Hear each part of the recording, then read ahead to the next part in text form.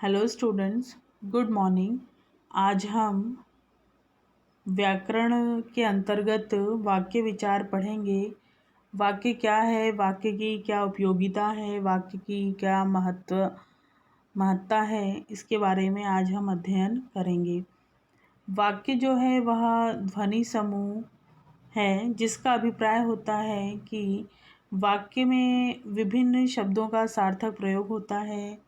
कहीं कहीं लंबे वाक्यों से छोटे छोटे अर्थ निकलते हैं तो कहीं अति लघु वाक्यों से लंबे अर्थों का बोध भी होता है।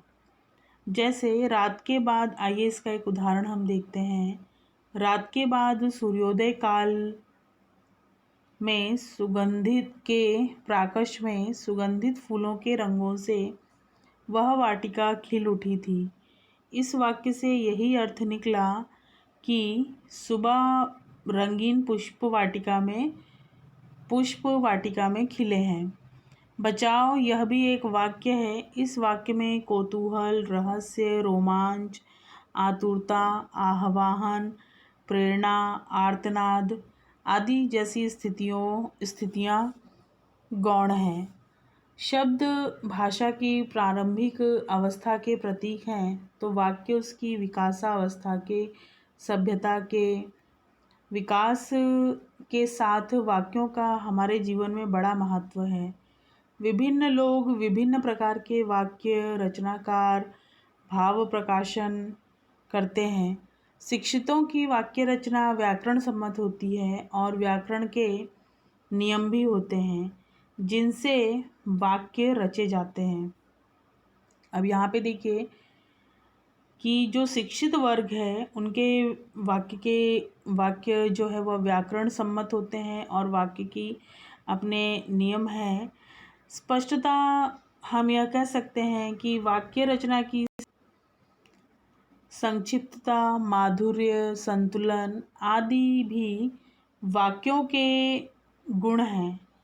हम वाक्य में आकांक्षा, योग्यता एवं क्रम इनका होना अति आवश्यक है।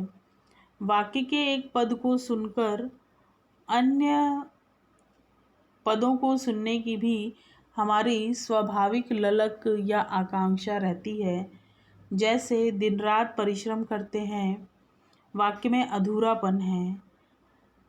सभी दिन रात परिश्रम करते हैं में आकांक्षा की पूर्ति हुई है। अब यहाँ पे एक एग्जाम्पल दिया हुआ है, दिन रात परिश्रम करते हैं, तो यह वाक्य जो है वह अधूरा है। लेकिन वहीं पर इस वाक्य में कि सभी दिन रात परिश्रम करते हैं तो यहाँ पर वाक्य जो है वह पूर्ण होता है। तो सभी की आकांक्षा थी।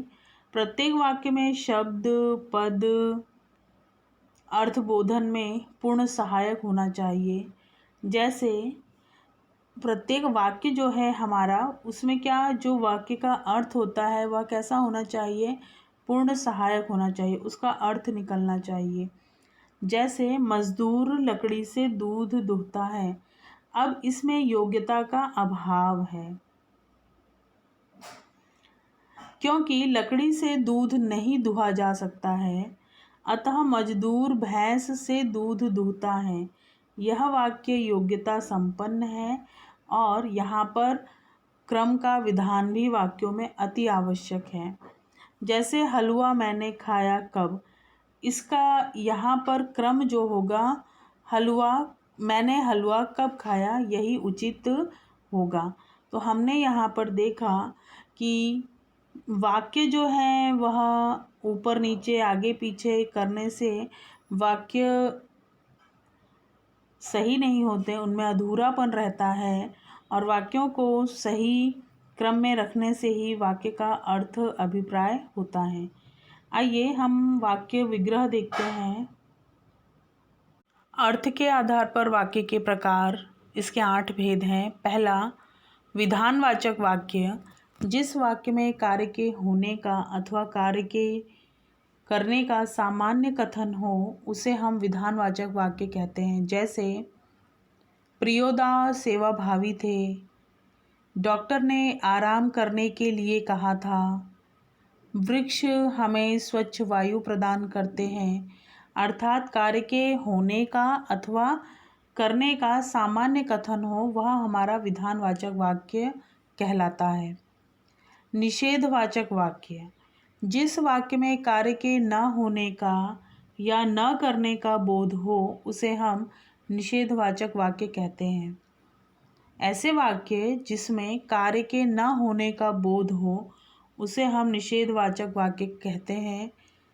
उदाहरण के रूप में, मैं आज खाना नहीं खाऊंगा, मरना मुझे कठिन नहीं लगता, वह घर नहीं जाएगा। अब ये देखिए उदाहरण, ऐसा वाक्य जिसमें कार्य होने का या न करने का बोध न होने का या न करने का बोध हो। मैं आज खाना नहीं खाऊंगा, मरना मुझे कठिन नहीं लगता, वह घर नहीं जाएगा आदि। तीसरा है प्रश्नवाचक वाक्य। यदि वाक्य में कोई प्रश्न किया जाए तो वह प्रश्नवाचक वाक्य कहलाता है। इस तरह के वाक्यों में हम क्या, कौन, कहाँ, कैसे, कब, क्यों, किस लिए आदि का प्रयोग करते हैं। जैसे, इस नगरी का राजा कौन है? राजा का नाम क्या है? आप कहाँ रहते हैं? इसकी बकरी कैसे मरी? तूने ऐसी मशक क्यों बनाई? आप किस लिए वहाँ जाया करते हैं? आदि रूप से। अब देखिए हमारा चौथा है विस्मयादि बोधक। विस्मयादि बोधक जहाँ पर ऐसे वाक्य जहाँ पर हमें विस्मय, शोक, हर्ष, घृणा, खुशी आदि का भाव अभिव्यक्त हो उसे हम विस्मयादि वाचक वाक्य कहते हैं। जैसे, अरे इतना सुंदर गुलमर्ग, ओह यह क्या हो गया, वाह कितना सुंदर घर। इस तरह से। अब देखिए पांचवा है हमारा इच्छावाचक वाक्य। जिस वाक्य में वक्ता की इच्छा, आशा, शुभकामना या शाप आदि अभिव्यक्त होते हैं हम उसे इच्छावाचक वाक्य कहते हैं। जो हमारी इच्छा है अभिव्यक्त करते हैं, शुभकामना, आशा आदि को, वह हमारा इच्छावाचक वाक्य होता है। जैसे, आपकी यात्रा मंगलमय हो, गुरुजी आ जाए तो अच्छा हो, भगवान करे तुम सफल हो, जा तुझे नर्क में भी जगह न मिले आदि। फिर हमारा है छठा संदेहवाचक वाक्य। जिस वाक्य से किसी कार्य के होने में संदेह या संभावना का बोध हो उसे हम संदेहवाचक वाक्य कहते हैं। जैसे उदाहरण के रूप में, संभवतः आज वर्षा होगी, लगता है मैंने इस व्यक्ति को कहीं देखा है, अब तक वह सो गया होगा। कि ऐसे वाक्य जहाँ पर संदेह प्रकट हो। उदाहरण है कि संभवतः आज वर्षा हो, लगता है कि आज बारिश होगी। फिर है हमारा सातवां संकेतवाचक वाक्य। जिस वाक्य में एक क्रिया का होना दूसरे पर निर्भर करे अथवा एक कार्य का संकेत दूसरे कार्य से मिले उसे संकेतवाचक वाक्य कहते हैं। अर्थात हमें ऐसा वाक्य हो जिससे किसी प्रकार का संकेत प्राप्त हो तो वह हमारा संकेतवाचक वाक्य है। इसका उदाहरण है, परिश्रम करोगे तो सफलता अवश्य मिलेगी, यदि वर्षा अच्छी हो तो फसल भी अच्छी होगी, यदि मौसम ठीक रहा तो हम घूमने जाएंगे। आठवां है हमारा आज्ञावाचक या विधिवाचक वाक्य। जिस वाक्य के द्वारा आज्ञा या अनुमति, प्रार्थना या निर्देश आदि का भाव प्रकट होता है हम उसे आज्ञावाचक या विधिवाचक वाक्य कहते हैं। जैसे, जिसमें निर्देश हो या आज्ञा हो ऐसे वाक्य आज्ञावाचक वाक्य कहलाते हैं। जैसे, भिश्ती को निकालो, कसाई को लाओ, आज्ञा है यहाँ पर। तुम जा सकते हो, अनुमति है। कृपया मेरी सहायता कीजिए, प्रार्थना है। यहाँ मत बैठो, निर्देश है। धूम्रपान करना मना है, कृपया अपने जूते बाहर निकालिए आदि जो है वह निषेधवाचक वाक्य हैं। अब दूसरा हमारा आता है रचना के आधार पर वाक्य के प्रकार। रचना या स्वरूप की दृष्टि से वाक्य के 3 प्रकार होते हैं। पहला, सरल या साधारण वाक्य। जिस वाक्य में एक उद्देश्य और एक ही विधेय हो उसे हम सरल या साधारण वाक्य कहते हैं। जैसे पिताजी पार्क में बैठे हैं। विधान में पिताजी उद्देश्य हैं और पार्क में बैठे हैं वह विधेय है।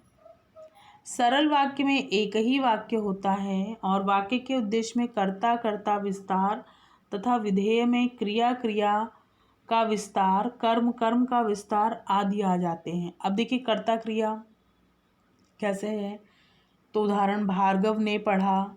दूसरा भार्गव पढ़ रहा है, कर्ता क्रिया का विस्तार जो वह क्या कार्य कर रहा है उससे संबंधित है। पड़ोस में रहने वाला भार्गव पढ़ रहा है, विस्तार कर्ता क्रिया विस्तार।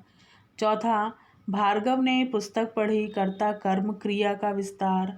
भार्गव ने पिताजी को पुस्तक दी, कर्ता कर्म कर्म क्रिया का विस्तार।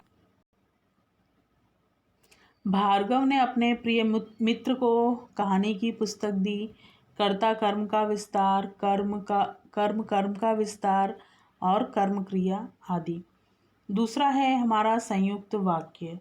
जिस वाक्य में दो उपवाक्य किसी समुच्चय बोधक अव्यय से जुड़े होते हैं वह संयुक्त वाक्य कहलाता है। समुच्चय बोधक क्या होते हैं, जैसे और कंजक्शन जिसे हम कहते हैं, वह उससे जुड़े हों तो वह हमारा समुच्चय बोधक वाक्य होता है। मैं हूँ सत्यकेतु और पत्नी है कामना। आपको सत्य बोलना चाहिए परंतु वह अप्रिय ना हो। तुम नहीं जा सके तो बेटे को भेज देते। साल भर का खाता बंद करना है अतः विवरण शीघ्र भेजिए आदि। कभी कभी संयुक्त वाक्यों में समुच्चय बोधक अव्यय का लोप भी हो जाता है। लोप होना अर्थात गायब होना। जैसे दुनिया में रहने वाले रहेंगे, जाने वाले चले जाएंगे। अब यहाँ पे देखिए और का जो है वह लोप हो गया है। दूसरा क्या सोचा था क्या हो गया, यहाँ पर भी समुच्चय बोधक अव्यय पर का लोप हो गया है। फिर है काम किया है पैसा तो लूँगा ही, इसलिए का यहाँ पर लोप हो गया है। आइए हम तीसरा देखते हैं मिश्र वाक्य। जिस वाक्य की रचना एक से अधिक ऐसे उपवाक्यों से हुई हो जिसमें एक प्रधान तथा अन्य वाक्य गौण हो उसे हम मिश्र वाक्य कहते हैं। यहाँ पे देखिए मिश्र वाक्य अर्थात एक से अधिक छोटे छोटे उपवाक्यों से हुई हो ऐसे वाक्य को हम मिश्र वाक्य कहते हैं। जैसे मैं देखता हूँ कि तुम मेहनत नहीं करते हो। हिरन ही एकमात्र ऐसा पशु है जो कुलांचे भरता है। सविता को पुरस्कार मिला क्योंकि उसने एक अच्छा गीत सुनाया था। यहाँ पे देखिए कितने छोटे छोटे हैं कि सविता को पुरस्कार मिला, उसने एक अच्छा गीत सुनाया था। यह वही भारत देश है जिसे कभी सोने की चिड़िया कहा जाता था। सूरज उगा इसलिए अंधेरा भागा आदि जो है वह छोटे छोटे उपवाक्यों से यह बना हुआ है। आइए कुछ यहाँ पर ये आपको गृह कार्य करना है जिसमें वाक्यों के प्रकार हैं वह लिखना है। आहा कितना सुंदर बच्चा है, एक गिलास दूध लाओ। राम अयोध्या के राजा थे, वहाँ पेड़ पौधे नहीं थे। आप कहाँ रहते हैं, आपकी यात्रा मंगलमय हो। शायद मुझे ही अहमदाबाद जाना होगा। यदि वर्षा अच्छी हो तो फसल भी अच्छी रहेगी। रचना के आधार पर वाक्यों के प्रकार लिखने हैं जो हमने देखा था। घोड़ा तांगा खींचता है, श्याम माखन चोर है इसलिए वह कहीं छिप जाता है। राकेश को बुखार आया इसलिए उसे अस्पताल भर्ती करवाया गया। पानी बरस रहा है, वह बाजार गई और उसने फल खरीदे। ऋषि कहते हैं कि सदा सत्य की विजय होती है। आचार्य ने कहा कि स्कूल 3 दिन बंद रहेगा। आप दिल्ली कब जा रहे हैं। तो इस प्रकार से हमने रचना के आधार पर और